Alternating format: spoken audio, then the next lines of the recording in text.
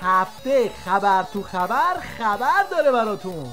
از صاف کردن جاده زهرخوری و زدن پنبه دلواپس ها با یک دهن عرعر احمدی نژادی. من از بس دیدم بعضی ها هراسان زندگی می کنند و چون خود اعتماد به نفس ندارند، گفت کافر همه را به کیش خود پندارد. دیگران را هم این چنین می بینند. ترسوها یک عده به ظاهر شعار میدن ولی بزدل سیاسی هن. هر وقت میخواد مذاکره بشه یه عده میگن ما داریم میلرزیم. خب به جهنم برید، یه جای گرم پیدا کنید برای خودتون. چیکار کنیم ما؟ خداوند شما رو ترسو و لرزان آفریده، ما چه کار کنیم؟ به این ترتیب تو مزرعه حیوانات نظام دعوا وارد فاز جدیدی شد و کار به جاهای باریک کشید.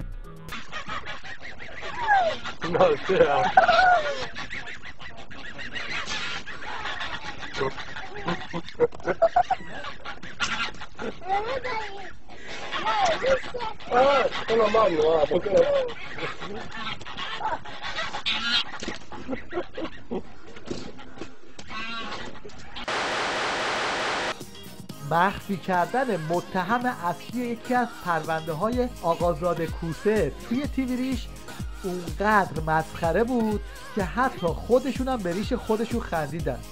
این هفته یه محاکمه تو خبرهای ما تبدیل شد به معما. از سرگیری محاکمه میمه خبرنگاران زمین و زمان میدونستن متهم کیه، اما ما میگفتیم یه برادر و فه خواهر متهم. البته از اونجایی که ولی فقیه پشمی به عمامش نمونده، مجبوره تو همین دادگاهی که راه انداختم دست به عصا حرکت کنه. الان دادگاه را قاضی محترم تشخیص داده به صورت غیر علنی برگزار کرده. نه کیفرخواست به اصطلاح منتشر نمیشه، جلسات دادگاه فعلا منتشر نمیشه. بعد از اینکه حکم صادر شد قطعی شد، اون موقع بالاخره در اختیار رسانه ها و مردم قرار میگیره. بله، پس معلومه تا اینجای کار شیخ اکبر افسار ولی فقیه تو چنگشه و فعلا داره با خودش میکشدش.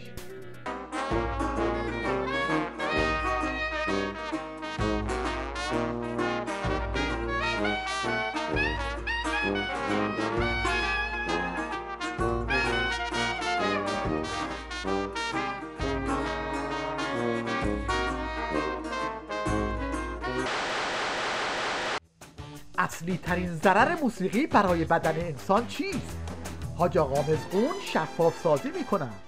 یعنی موسیقی که به رقص بیاره چه حرامه. اونی که به رقص نمیاره و مطرب نیست، مثلا حتی اکسیژنا و چیزایی که مثلا توی باشگاه ورزشی مثلا اینا خیلیشون یه جوریه که نمیشه روش حرکات حالا موزون به اون معنا داشت و اینا، حرام شاید نباشه خیلی هاش، اما توصیه میکنه اسلام یا نه؟ مثل موسیقی زیر متن برنامه ما الان موسیقی که طرب نداره حرام نیست. حالا اسلام توصیه میکنه تو مبانیش یا نمیکنه؟ اسلام توصیه به موسیقی توصیه نمیکنه. چرا؟ میگه به خاطر اینکه شما دو نیمکره داری، احساسات و عقلانیت. احساساتی که درگیر میشه همون لحظه عقلت رشدش متوقف. چرا جوونه ما 26 سالش میشه هنوز بزرگ نشده، بچه است. به 26 سال فلک سوم تهران پارس میرفتن، بعد کنار ماشین دو طرف ماشین دو نفر موج و گندمی مثلا شاید 40 سالشون بود. با کفش اسکیت که از این ور که از این ور اومدن رد شدن رفتن و اینا. اصلا من مونده بودم 40 ساله با کفش اسکیت وسط خیابون. بعد یه نگاه کردم تو گوشش از این هنز. یعنی چی؟ یعنی دائما این سر و صداه متوقف کرده اینو. هنوز تو 16 سالگیشه. خب حالا یه نمونه ترانه حرام میشنویم که نشون میده چطور یک مرد 40 ساله با خوندن اون به اندازه یه فسقل بچه هم عقل نداره. چرا نمیشی خسته؟ شکمت همش داره میاد جلو، شکمت همش داره میاد جلو، لااقل یکم پیاده را برو. چه رویی هم داره، کتو میده عقب، دستو میزنه به جیب که این نیم رخش بزنه بیرون. برو. برای مقابله با این سلاح فرهنگی دشمن هم ناوگان فرهنگیش رو بسیج کرده که به طور نامحسوس به بدنه نظام ضربه بزنه. اما این حجت الاسلام جیسون بورن تاکتیک دشمن را شناسایی کرده و اون رو افشا میکنه. امروز دشمن با هالیوودش، با هنر هفتمش داره به آموزه‌های دینی حمله میکنه. یعنی تغییر تاکتیک داده دشمن، چون میدونه از بعد سیاسی و تحریم‌های اقتصادی طرفی نبرده. یعنی قدرت تخریب هالیوود به نظر بنده از FBI و پنتاگون و CIA و اینا به مراتب مخرب‌تر هست. از اونجایی که محصولات هالیوود خیلی خطرناک شدن، پیشنهاد میشه که بسیجی‌ها برن سراغ محصولات بالیوود که البته اونم خطرش کمتر از هالیوود نیست.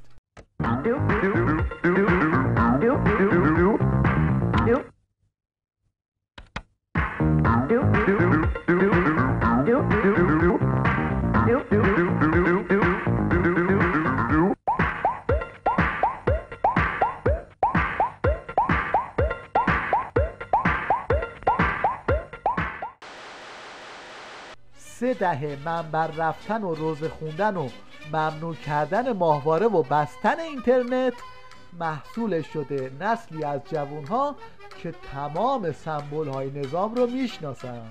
جوان و نوجوانی شیعه ما، بچه دبستانی شیعه ما امروز عروسک باربی رو کاملا میشناسد. پاندای کنفوکار رو میشناسد، بابا نوئل رو میشناسد، اما با کمال تأسف از آموزه‌های دینی میترسد. حالا برای آگاه کردن جوونا از توطئه‌های زیرپوستی دشمنان نظام در اینترنت یک آگهی تاثیرگذار می‌بینیم از تیوی ریش که هر کی ببینتش کامپیوترش رو از پنجره پرت میکنه بیرون.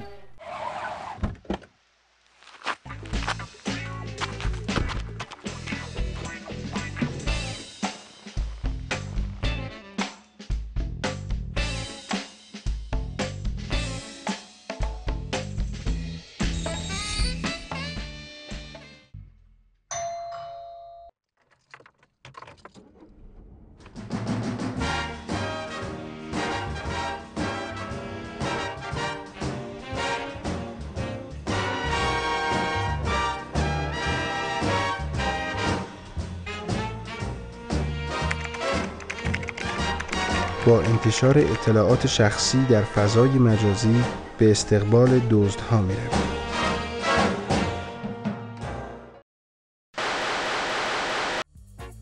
این حاجی شیکنبه هم که ظاهراً به خاطر تحریما پول نشئجاتش کم اومده رفته تو کار خرید و فروش زمین‌های بهشت و میگه باید بهش پول بدید تا بهشت درسته بهتون بدن. هر جا صحبت بهشت صحبت پولم هست. شما در این تجارتخانه با کسب ایمان به خدا، ایمان به پیغمبر، زحمات بدنی، تمرینهای بدنی و پول دادن تمام گناهانتون رو به آمرزش من رسوندین، جهنم رو دفع کردید. این دل کندن از پول لازمه. با نصف قیمت بهشت، عبادت نصف قیمت بهشت هم پول دهی نصفش، و خدا بهشت نصفه به کسی نمیده. اگر این حاجی شکنبه به جای این وراجی های صدمنیقاس میرفت تو بیابون شیپور میزد، بسیجی های بیشتری بهش جذب میشدن.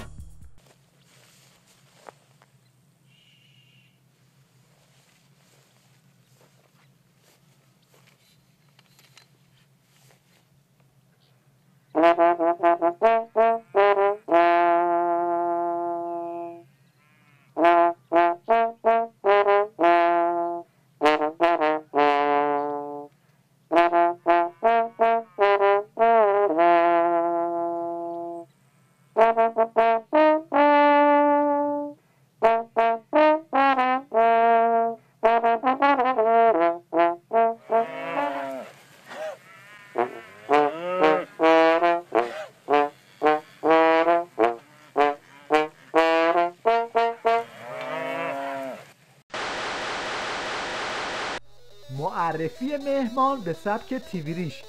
طرف رو به عنوان رکورددار طنابزنی آوردن.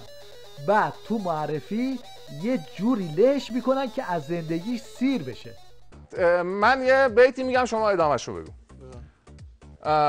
صبحدم مرغ چمن با گل نوخاسته گفت. مگه این همون نابغه نیست که دعوت کرده؟ آقا صبحدم مرغ چمن با گل نوخاسته گفت. میگه چی گفت؟ چی گفت؟ اینو بگو. بذارید یک خورده. الا یا آیا حساقی ادر کسن و نابل ها. اینو نشون بدید. من نشون ندید. اینو نشون بدید. مگه همون نابغه نیست؟ مگه نابغه نیست این؟ توانا بود هر که دانا بود. بده به من اونو. بده به من اونو. بده به من اونو. بده به من میکروفون آقا. اینو بگی. اینو که دیگه میدونی چیه؟ برو اون گوشه طناب بزن، گوشه کلاس. واقعا بعضیا من نمیدونم، حالا بعد به من بگید که دقیقاً چرا ایشون اومدن، ولی بعضیا 21 سالش دیپلم داری؟ دیپلم داره، بعد توانا بود هر که دانا بود. شما شروع کن. طناب بزن که به هر حال چون برنامه ورزشی شده الان امروز ما میگیم طناب بزن، وگرنه روزهای قبل فلک بود. و حالا کلکسیونی از سوتی‌های تیویریش که تازه خودشون منتخب کردن. دیگه خودتون حدس بزنید که چه خبر بوده. اگر که به ارسنجان سفر کردید میتونید الان بندر چابهار به عنوان تنها بندر اقیانوسی کشورمون استفاده خودسرانه داروی گیاهی و سنتی تو ایران چیه؟ خب اینو شروع کنیم ما، چون شما پیدا نیست اینا. پیدا نیست سناتور نی؟ رو طرف منن. چراشون؟ طور نیست؟ نه مشکل. این ماشینم داره میاد حواس. و این هم سوتی برتر هفته گذشته.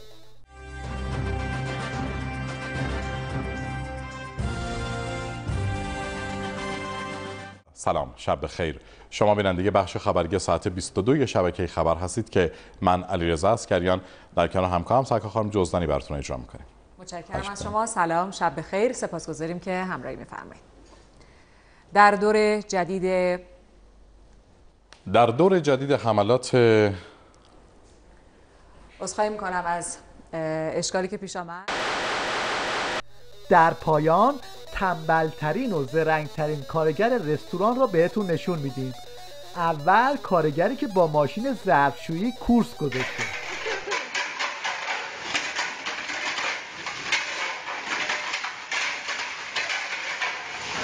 و این هم یک روش ابتکاری برای اونهایی که حال پوست کندن سیب با کارد رو ندارن.